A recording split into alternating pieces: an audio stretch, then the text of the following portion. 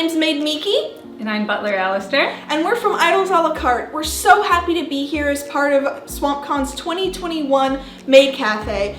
We're really sad that we couldn't be there in person this year, but we hope we can bring you a lot of joy from our home to yours. We're so excited to be here with you today. We thought long and hard about what would be an interesting panel for you guys to join us in, and we settled on Maid Cafes in Japan, all about how they're run, what it's like to be there, and how do they start?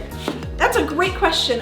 In America, a lot of people's first experience with Maid Cafes is at anime conventions. Many of our patrons actually have their first Maid Cafe experience with us, and we're always so thankful that we have that opportunity to introduce them to such a unique part of Japan's otaku culture.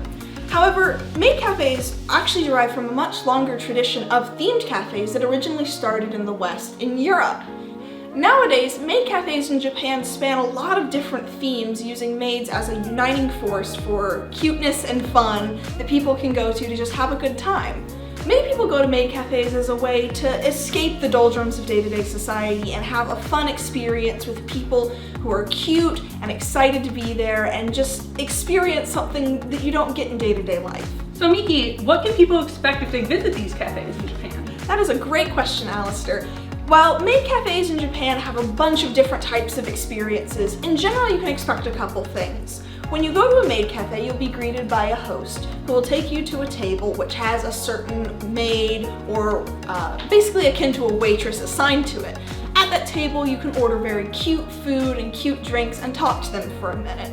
Most Maid Cafes will also offer options where you can purchase experiences with that maid, ranging all the way from things like playing games with them to getting a Polaroid photo, among many other options. Usually at these cafes, there's also dances involved, which you see a lot in the West as well. At these cafes, it's often done on the hour or bi-hourly, where one or two maids will take center stage. Usually these cafes are formatted around that stage, and then you can see those maids dancing to songs either from the cafe or popular cute songs just in general. So if you were to attend an anime convention here in the US, what would the difference be between that and visiting in Japan?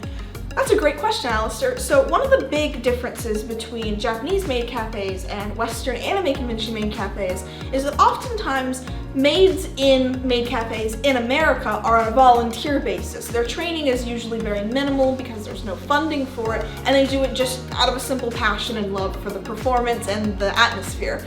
In Japan, many of these maids make this a lifelong career, and there are some very famous maids who have built entire, frankly, empires on their image as part of these maid cafes. When you go to a Japanese maid cafe, there's even stature between the different maids for new maids versus maids that have been there for a long time, and oftentimes you can even identify these based on their uniforms. For example, at the at-home maid cafe, new recruits wear a straight triangle tie versus more experienced maids who wear the bows. Another difference is the difference in budget between Western cafes and cafes in Japan. In Japan, oftentimes they've got full menus with a standard kitchen and kitchen staff. They're able to fulfill those needs, so you see a wide range of options both in food and drink. Whereas in America, oftentimes these cafes have no connection to any sort of kitchen and just try and serve what they're able to in those spaces. Oftentimes you see cookies or cakes, lemonade and tea, those sort of things. Loyalty in Japan is also valued very highly in maid cafes. Many of these cafes have punch cards or loyalty systems where you can rise through the ranks to get rewards for repeatedly going. In America, we don't get the opportunity to do this as much because maid cafes tend to be pop-ups once or twice a year maybe. Some maid cafes have made the intent to try and incorporate this sort of thing into their experiences, but it can be much more difficult.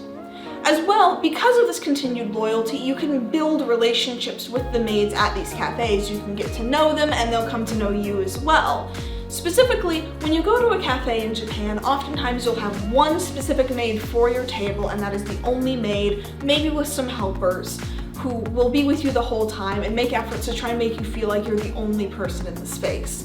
In America, because these numbers are much more crunched and on a much shorter time span, oftentimes maids don't have the chance to get that sort of specialized attention for customers. At Idols a la carte, we do our best to recreate this sort of atmosphere in our own cafes and in our specialty services at SwampCon. So I've shown up to this Maid Cafe, they led me to my table, I get a menu and I get to order something and it shows up. Then what happens? At cafes in Japan and also in the West, there's a really cute thing that happens when you get your food at a Maid Cafe, usually called a cute spell, or a spell to make the food taste extra good. These spells can be various different things across different cafes. Some maids will have their own special little chant. Many of us at Idols a la carte have those, but a very common one that you'll see across the board between different cafes is moe, moe, kyun, which is a cute little way to just say cute, cute bean. And most maids will tell you that this is a way to make the food taste better. Usually when you get these kinds of spells, you'll have a maid ask you to participate in it so you can cast the spell together. So you'll have your food before you and they'll go, all right, we're gonna do this together. Moe, moe, kyun! And that's how you cast the spell. If you go to a maid cafe, you should ask if your maid has their own special spell that they could cast on your food for you. My special spell is Kira Kira Shine, which basically means like sparkling shine to make your food extra special. And B's special spell is Urashi desu ka? Genki desu ka? Be happy, be healthy, moe moe cute! So I've heard that at maid cafes in Japan, it's pretty common for the customer base to be male. Are there options out there for the ladies? That's a great question. So, of course, maid cafes are open to people of all genders. I know that I personally love maid cafes and I go to them every chance I get. But if you're looking for something that leans a little bit more masculine, there are actually cafes specifically for butlers as well in Japan. The general experience in these cafes tends to be a little bit different than most maid cafes, where maid cafes lean on being very cute. Butler cafes tend to lean a little bit more historically in their presentation, treating women as princesses in an old castle. In a moment, we'll have Alistair talk about their experience getting to go to one of those cafes in Japan. So now, Alistair's actually been to a couple maid cafes and butler cafes in Japan, and they're going to talk about their experience. On the table, I'm seeing a couple things here, one of which looks like it might be a Maid Dreamin' Cafe, which is one of my favorites. Tell me about how that was for you. You'd be guessing right. So you may have seen in some animes that if you're traveling in Akibahara, that maids just stand out on the street and hand out flyers to try to get patrons. And that is 100% accurate and how I ended up visiting Maid Dreamin'. We had planned to go to a maid cafe while we were there. We didn't really know which ones and we didn't look up locations exactly beforehand, but they made it super easy to find them. While we were strolling along, we came across a lovely maid and we followed her up the steps into what was the Maid Dreamin' Cafe. It was decorated so cute, everything in pinks and light blues is their colors.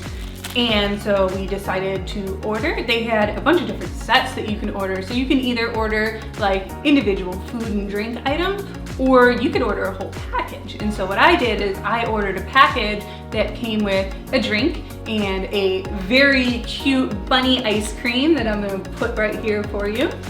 And it also came with this cute little keychain, which came in this package that she drew on, and I loved it so much I could never take it out of the package because it's just so cute.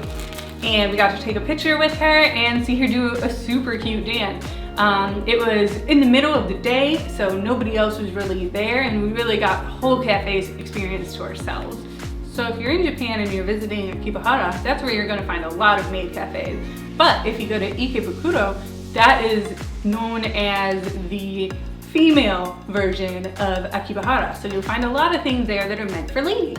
And one of the things you'll find is the Swallowtail Butler Cafe. And this is a really popular cafe. You have to make reservations ahead of time if you want to get in. And we knew that that was the one thing we wanted to do. And when we went there, we happened to be very lucky and it was their 10-year anniversary. So they had a complete special set with multiple courses. So it involved a tea, a appetizer, dinner, the whole deal. You were not allowed to pour your own tea. You had to ring a bell and the butler showed up and poured your tea for you. If you wanted to go to the restroom, you rang your bell, they pulled out your chair and they escorted you to the bathrooms. And when you returned from the bathrooms, you had to wait for them to escort you back to your table. It was super high class and really made you feel like you were the princess of the castle. Now, Alistair, it sounds to me like you might have taken a couple notes from them. I super fell in love with the way that they set everything up there, how special they made you feel. We got very lucky and we had a butler who had studied abroad in California. So he spoke a really good amount of English, and so we got really the full experience that it was hard to find at other places. And English at a conversational level isn't a requirement to be a maid in Japan. So that was a really nice experience. And Swallowtail, since it was their 10th anniversary, they gave us these little pocket watches and it says, "A decade with you." Swallowtail also has their own gift shop right next door to their butler cafe. And so when you go in there, they have pretty much everything you can imagine. Sweet treats that you can give to people as presents, and a complete wall of photos of all the butlers looking very nice that you can purchase and ask them to sign very nicely. Unfortunately, the butler that I had was a newer butler, so his picture wasn't on the wall for me to purchase, but it was still a really nice addition to the experience, especially if you happen to be a regular customer and you find your butler that is the one that you're going to be requesting every time you return to the cafe. We hope you've enjoyed our panel today, and we look forward to seeing you again in the future. Thank you for watching. Bye!